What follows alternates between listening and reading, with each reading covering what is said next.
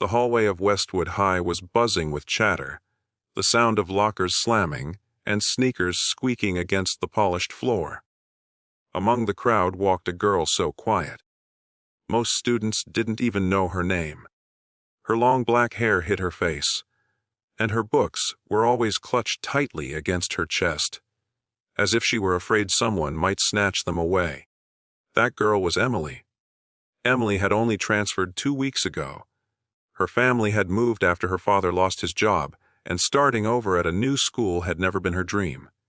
She was shy, soft-spoken, and nervous in crowds. She preferred to sit in the corner of the cafeteria, sketching in her notebook, hoping no one would notice her. But in high school, the quiet ones rarely went unnoticed. A group of 4 popular kids, led by a boy named Chase, had their eyes on her from day one. They thrived on finding the weakest-looking person and turning them into the target of their cruel jokes. Emily's silence made her an easy victim. They mocked her clothes, laughed at her nerd notebooks, and sometimes knocked her books to the floor just to watch her scramble to pick them up. But Emily never fought back. She simply lowered her head, swallowed her tears, and carried on. Everyone thought she was too timid to defend herself. What they didn't know was that Emily had been training in karate since she was 6 years old. Her late grandfather, a martial arts instructor, had taught her not just how to fight, but how to respect herself, stay calm, and only use her strength when absolutely necessary. For weeks, she told herself she'd never need it here. She just wanted to fit in, not make enemies. But one Thursday afternoon, everything changed. The hallway was more crowded than usual as students rushed to their next class.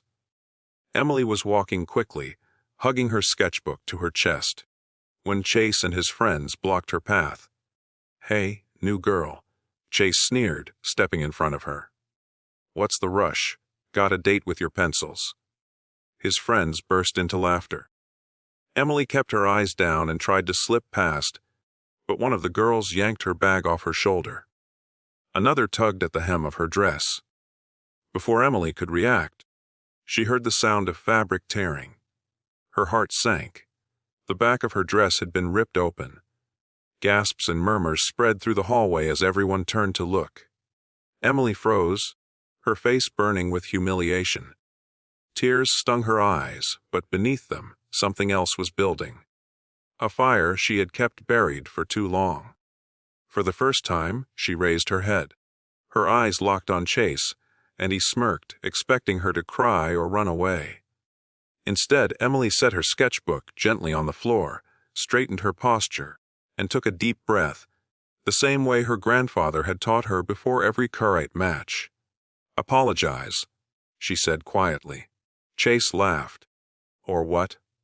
The next moment happened so fast the crowd barely processed it.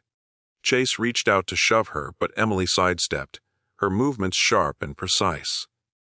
In one swift motion, her hand chopped down on his arm, knocking it aside, and with another strike, she sent him stumbling back against the lockers.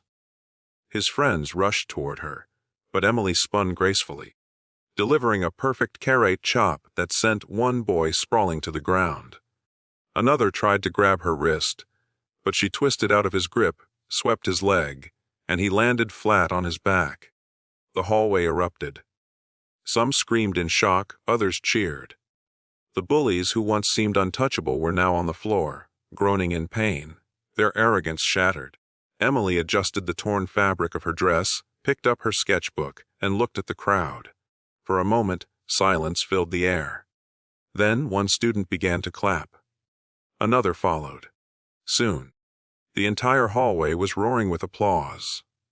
For the first time since she'd arrived, Emily felt something she hadn't in weeks: respect. But the story didn't end with the fight. The bullies were dragged to the principal's office, their parents called, and they faced suspension for harassment. Emily, on the other hand, was praised for her courage and self-control. Even though she could have gone further, she had chosen not to. She defended herself without cruelty, just as her grandfather had taught her. The days that followed were different. Students who once ignored her now asked to sit with her at lunch. Some apologized for not speaking up when they saw her being bullied. Emily learned that courage wasn't always about being the loudest or strongest. It was about standing up for yourself when it mattered most. Her biggest challenge wasn't just the bullies, but her own fear of showing who she really was. She realized hiding her strength had only made her more vulnerable. By embracing her true self, she had earned not just respect, but genuine friends. And so, the shy new girl who once walked the halls with her head down now held it high. Her dress had been ripped, but her spirit had only grown stronger. The lesson lingered long after the cheers faded. Never mistake kindness for weakness, and never assume that silence means someone has no power. Sometimes, the quietest voices carry the loudest strength.